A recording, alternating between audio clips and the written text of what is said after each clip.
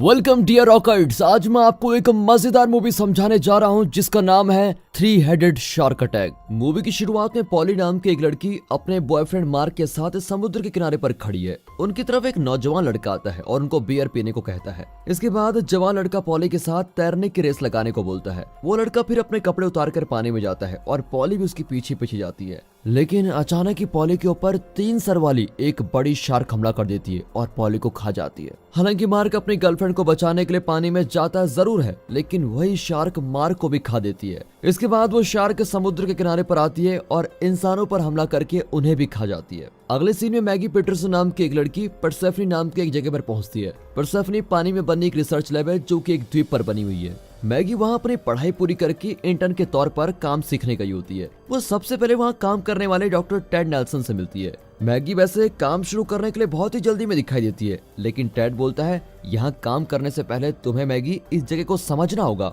इसके दौरान Ted Maggi को पूरी रिसर्च सेंटर दिखाता है और वहाँ काम करने वाले लोगों से भी मिलवाता है। इसके बाद टेड मैगी को प्रोफेसर लॉरा थॉमसन के पास लेके जाता है। अब मैगी की मुलाकात ग्रेग नाम के एक लड़के से होती है और कॉलेज के समय वो मैगी का बॉयफ्रेंड हुआ करता था। ग्रेग पर्यावरण की जांच करने वाले एक ग्रुप का हिस्सा है जो कि कुछ समय पहले ही रिसर्च सेंटर पर आए हैं। ग्रेग के अलावा ग्रुप का हिस्सा रेयान, एलिसन और उमर है। अब प्रोफेसर लॉरा वहां पर आए सभी लोगों का अच्छे से स्वागत करती है।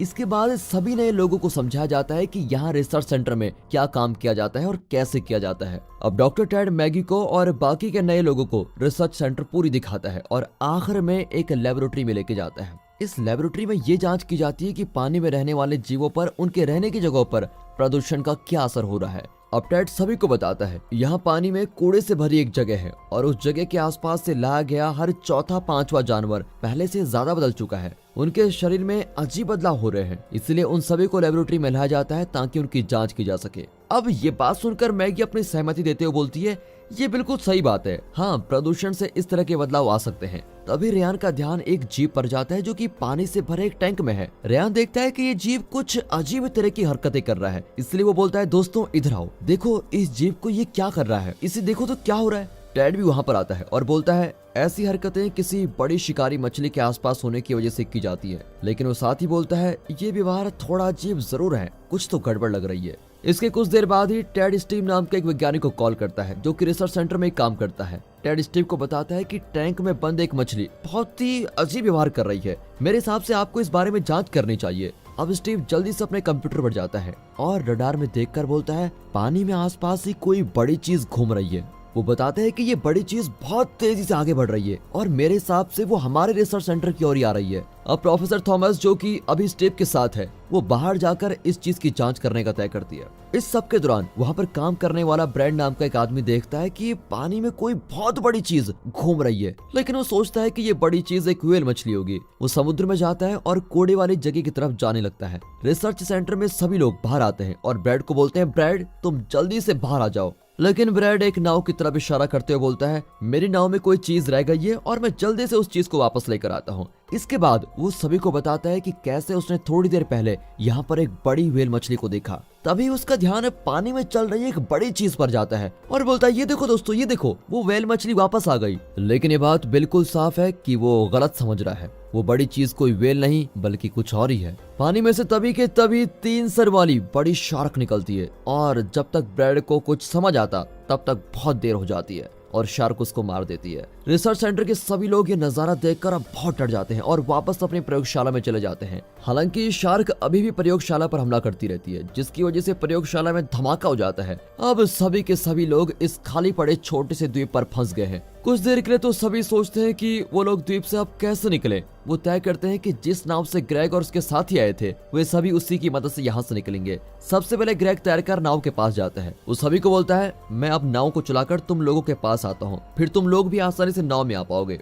लेकिन बहुत सारी कोशिश करने के बाद भी नाव नहीं चलती। अब किनारे पर खड़े सभी लोग सब्र करते करते तंग आ चुके होते हैं, इसलिए रेयान पानी से तैरकर नाव पर पहुंच जाता है। उसके पीछे पीछे एल्सन भी नाव में पहुंच जाती है, लेकिन जब उमर पानी में उतरता है तभी शार्क आकर उसको खा लेती है। अब द्वीप के किनारे सिर्फ मैगी, प्रोफेसर थॉमस और टेड ही बचे होते हैं। मैगी बोलती है, देखो मेरे पास एक प्लान है। मैं शार्क का ध्यान भटकाने के लिए पानी में चले जाऊंगी और इस सब के दौरान आप दोनों तैरकर नाव पर चले जाना, क्योंकि आप दोनों को अपनी खोज जारी रखनी जरूरी है। वो आगे बोलती है, मैं पानी में जाकर नाव से दूर जाने की कोशिश करूंगी। ऐसा करने से शार्क जरूर मेरे पीछे आ जाएगी और इसी बीच आप दोनों की जान भी बच जाएगी।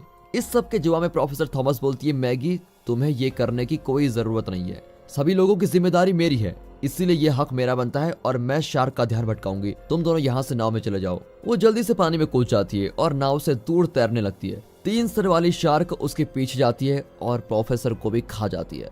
लेकिन इसके दौरान टेड और मैगी नाव पर पहुंच जाते हैं। अब तक नाव का इंजन भी ठीक कर दिया जाता है, इसलिए सभी लोग वहां से निकल जाते हैं। रास्ते में जाते वक्त उनको पता लगता है कि 3 सर वाली शार्क उन लोगों की नाव का पीछा कर रही है। तभी उनको एक रेडियो मिलता है जो कि खराब है। फिर उसको सही करने के बाद रेयान किसी मैक्स बंस नाम के आदमी से बातचीत करता है। मैक्स बंस मछली पकड़ने वाला एक आदमी है जो कि अपनी नाव पर 2 जवान लड़कों के साथ आया हुआ है। फिर रेयान बंस को शार्क के बारे में बताता है कि शार्क ने क्या क्या नुकसान पहुंचा दिया है और वो कितनी खतरनाक है। वो बंस की मदद मांगता है, लेकिन शुरू में बंस को रेयान की बोली बात पर विश्वास नहीं होता। वो सोच रहा होता है कि रेयान किसी वजह से झूठी कहानी बना रहा है। इस सब के दौरान नाव वाले सभी लोगों को महसूस होता है कि शार्क ने उनका पीछा करना छोड़ दिया है। लेकिन थोड़ी देर में ही उनको शार्क दिख जाती है जो कि एक बहुत बड़ी नाव की तरफ जा रही है। उस बड़ी नाव पर बहुत सारे लोग मौज मस्ती करने में लगे हुए हैं। अब रेयान बंस को बोलता है, आपको जल्दी से जल्दी कुछ करना होगा, क्योंकि शार्क एक दूसरी नाव की तरफ जा रही है और उस नाव पर बहुत सारे लोग हैं। ना चाहते हुए भी बंस को उनकी बात माननी पड़ती है। इस सब के दौरान पानी के अंदर फेंकी गई खाली कैंस को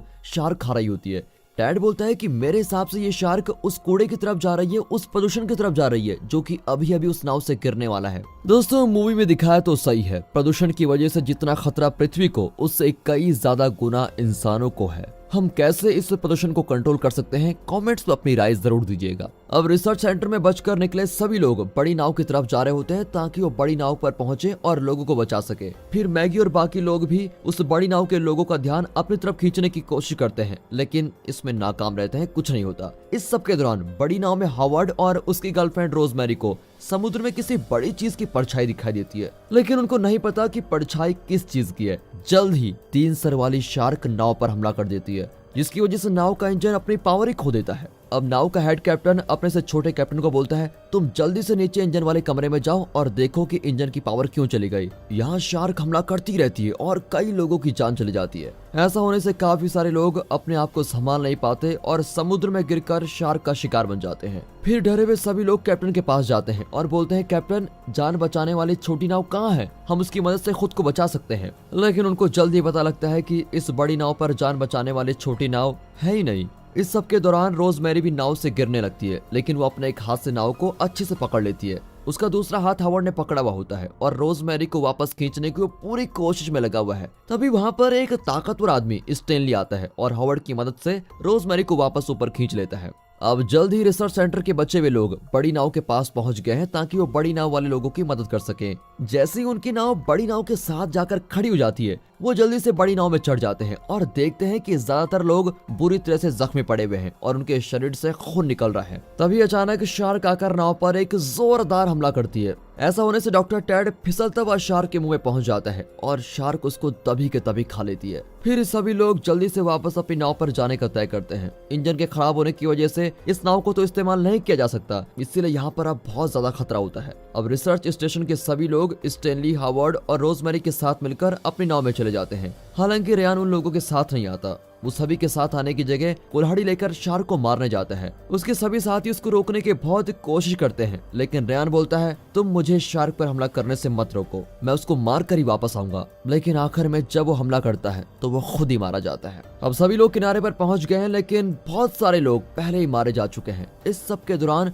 बंस की नाव पर शार्क ने जोरदार हमला कर दिया है, इसलिए बंस अपने दोनों आदमियों से शार्क के ऊपर गोलियां चलाने को बोलता है। दोनों आदमी बिल्कुल वैसा ही करते हैं जैसा उनको करने को बोला गया है और कुछ देर के लिए शार्क पानी में जाकर छुप जाती है। लेकिन कुछ समय में वो पानी से बाहर आती है और बंस के दोनों आदमियों को मार डालती है। अब शार्क बंस पर भी हमला करने वाली होती है, लेकिन बंस किसी तरह से शार्क का एक सर काटकर अलग कर देता है। इसके बाद वो अपनी नाव को लेकर किनारे पर पहुंचता है और शार्क अभी भी नाव के ऊपर पड़ी हुई है। फिर बंस रिसर्च लैब से जिंदा बचकर आए लोगों से मिलता है। जब वो उन लोगों से बात कर रहा होता है, तभी जिस जगह से शार्क का सर काटा गया था उस जगह पर 3 नए सर आ जाते हैं। वो शार्क जल्दी से दोबारा ठीक हो जाती है और जल्दी से बंस को मार डालती है। यहाँ डर की वजह से सभी लोग समुद्र के किनारे से दूर भाग जाते हैं। उनको एक आदमी मिलता है जो कि समुद्र के किनारे जिंदा बच गया था और इसके कुछ देर बाद ही उनको इंसानों के शरीर के हिस्से जमीन पर गिरे हुए मिलते हैं। वहाँ सारी जगह पर खून ही खून फैला हुआ होता है। अब उनको महसूस हो जाता है कि इस सब के पीछे भी शार्क ही है और इसकी वजह से सभी लोग और भी ज्यादा डर जाते हैं।